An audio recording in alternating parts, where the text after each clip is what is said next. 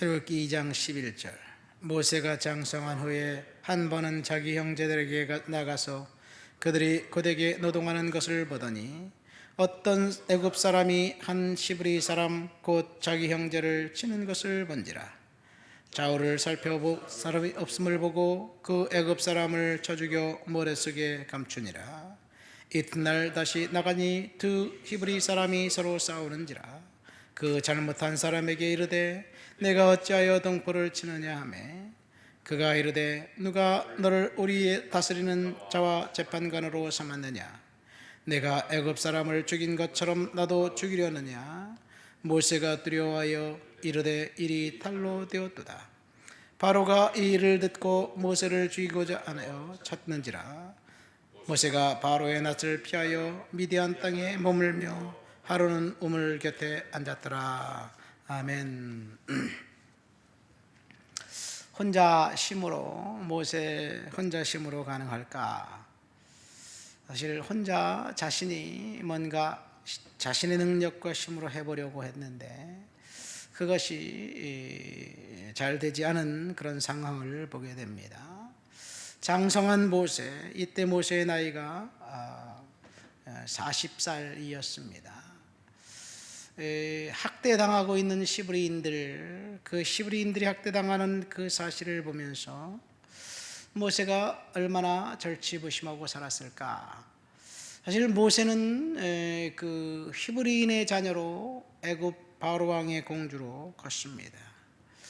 남의 둥지에서 새끼를 낳고 알을 낳는 뻐꾸기처럼 히브리인이 바로 왕의 궁중에서 하나님이 훈련시키시고 하나님이 연단시키신 것 어떻게 해석해야 할까? 하나님께서 그렇게 하신 거지요. 모세를 하나님께서 쓰시기 위해서 적들의 심장부에서 적들의 그 모든 문화와 언어와 그런 것들을 능통하게 하셨고, 이제 하나님께서 때가 되니까 하나님께서 이 히브리 백성들을 풀어주려고 작정하신 거지요. 11절 말씀에 보면 모세가 장성한 후에라는 말이 나옵니다.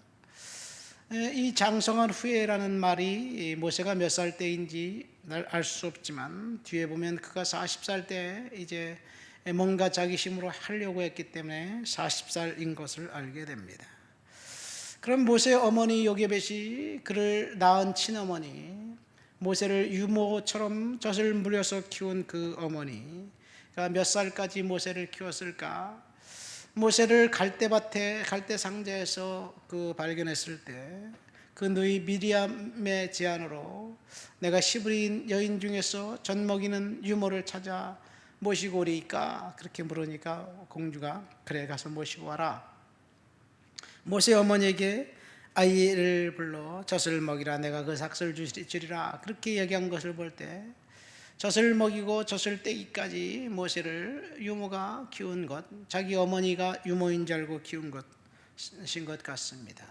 그 이후 몇 살까지 그 어머니와 함께 있었는지 모르지만 이 젖을 먹이면서 아이를 키우면서 시브리인의 정체성을 이제 가르쳐 준 거죠. 부모가 자녀를 아주 어린 시절에 하나님 말씀으로 키운다는 것이 굉장히 중요합니다. 공주의 아들로 양육받았지만 이집트인이 아니라 히브리인의 정체성을 갖고 컸다는 것은 모세의 어머니 요게벳이 얼마나 훌륭한 교육자였고 얼마나 훌륭한 어머니였는지 알 수 있습니다. 가톨릭 교회 리더들이 다음과 같은 말을 한다고 합니다. 7살 이전의 아이를 우리에게 주십시오. 그러면 그 아이를 영원히 가지게 될 것입니다. 7살 이전의 아이들을 잘 양육하면 그것이 잘못된 방향으로 양육하면 쇠뇌 교육이 되는 거죠. 북한의 아이들에게 어버이 수령님을 지휘시키니까 그 수령님의 사진만 봐도 울면서 그렇게 하는 충성심을 발휘하는 것을 볼 수 있을 때 아마도 그 교육 철학은 맞는 것 같습니다. 반대도 그렇습니다. 이 황금 같은 시기에 하나님 말씀으로 양육을 해야 되는데 황금 같은 시기에 세속적인 가치관으로 아이를 교육한다면 괴물이 될 수도 있다는 것을 알게 됩니다. 어쨌든 이 유대인들의 전통은 이렇게 가족이 모여서 안식일을 지키면서 철저하게 하나님 중심으로 살아갑니다. 이 유대인들은 안식일을 지키기 위해서 3대가 모여서 함께 안식일을 철저하게 지켜요. 성경 말씀 가운데서 아이들을 양육합니다. 그래서 아이들이 그 2000년 동안 땅이 없고 나라가 없어도 유대인들의 정체성을 간직할 수 있었던 것은 이 교육에서부터 시작합니다. 그러나 개신교회는 정반대로 가고 있습니다. 갈래갈래 나뉘어져 있습니다. 어린아이들은 주일학교, 학생들은 학생회, 노인들은 일부 예배, 젊은 사람들은 2부 예배, 온 가족이 모여서 하나님을 예배하는 것이 아니라 흩어서 이제 끼리끼리 동일한 나이 또래끼리 붙여놓으면 그것이 가장 좋은 교육인 줄 알지만 어쨌든 시간이 지나서 많은 교회들의 다음 세대를 세우지 못한 것을 볼 때 그것은 좋은 방법이 아닌 것 같기도 합니다. 중요한 것은 모세는 시브리인의 자녀로 컸다는 것, 불의를 보면 참지 못하고 그리고 이제 그 시브리인들을 대변하는 대변자 역할을 하려고 했다는 것. 그러나 문제는 자기의 힘으로 그 일을 하려고 했다는 것, 그것이 문제입니다. 어쩌면 학대받는 이 시브리인들을 도와주는 것, 의부심을 일으키는 것, 정의감에 사로잡힌 것 좋습니다. 그러나 사적 복수로 그 분노로 절제하지 못하고 가해자를 죽인 것은 그것은 사실은 문제가 있지 않은가 생각됩니다. 사적 복수로 불의를 행하는 자를 죽여버렸습니다. 그리고 시체를 모래속에 파묻어 버렸습니다. 아무도 보지 않은 것 같았는데 누군가가 보고 있었습니다. 하나님이 아니라 사람들이 보고 있었어요. 다음 날 히브리인 동료들끼리 싸우는 것을 말리면서 가해자에게 왜 동료를 학대하느냐? 그러니까 그 사람이 뭐라고 얘기합니까? 누가 당신을 우리의 재판관으로 세웠느냐? 어제 시브리인을 죽인 것, 애굽인을 죽인 것처럼 오늘 나를 죽이려느냐? 이런 이야기를 하면서 했기 때문에 모세는 자신의 살인이 탄로난 줄 알고 깜짝 놀라서 도망갑니다. 여기서 우리가 알 수 있는 것, 인간의 죄악과 탐욕, 이것은 그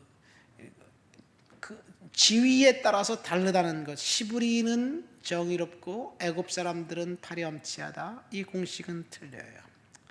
누군가가 헤게모니를 쥐고 있는 사람은 그 헤게모니를 빼앗기지 않기 위해서 자기보다 못한 사람들을 학대하고 그리고 그 능멸하고 그 다음에 이용하는 것이 인간의 죄악된 성품이 아닌가 생각됩니다.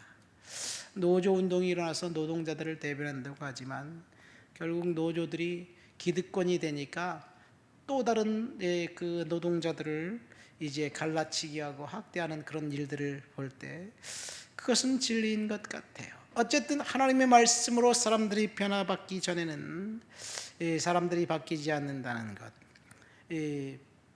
그래서 모세는 이제 자신의 살인이 탄로난 줄 알고 광야로 도망가죠. 미디안 광야로 도망가서 철저하게 이제 훈련 받게 됩니다. 여기서 생각지도 않은 일, 상상하지도 않은 일이 너무나 자연스럽게 진행된다면 그것은 하나님께서 그 인생을 새판 짜기 위한 계획하신 섭리의 일부라고 보면 됩니다. 모세는 이 자기가 살인자가 되고 도망 다닐 것이라는 상상하지도 않은 일들이 그의 인생에 일어났습니다. 이 모세가 왕자인데 왕자가 사람 한 명 죽였다고 그거를 잡아서 죽이려고 바로 왕이 쫓아다닌다? 말이 안 됩니다. 이 권력을 통해서 철저하게 보호하는 것이 속성인데 모세는 그렇지 않았어요. 아마 그 모세의 그 저항을 바로도 알고 있었지 않았는가 이런 생각이 됩니다. 중요한 것은 이 일이 하나님이 상상하지 않은 일들을 통해서 모세를 훈련시키시기로 작정하셨다는 것. 우리의 인생 가운데 내가 생각하지 않았던 일들이 일어났을 때 하나님께서 훈련하시기 위한 작정이라고 하시기를 예수님 이름으로 축원드립니다. 교회도 그래요. 그 다음에 우리 개인의 인생도 내가 뜻하지 않은 일들이 재난이 일어났을 때 그때 하나님께서 나를 훈련하시는 그 방법이라고 생각한다면 은혜가 거기 있지 않을까 생각되고 훈련이 끝나는 날 하나님께서 회복시켜 주실 줄 믿습니다. 하나님 아버지 감사합니다. 장성한 모세 이야기를 통해서 상상하지 않은 일들이 우리들 주변에 일어날 때 하나님께서 훈련하시는 섭리라는 사실을 다시 한번 깨닫고 믿음으로 감당할 수 있도록 주여 도와주옵소서. 예수님 이름으로 기도합니다. 아멘.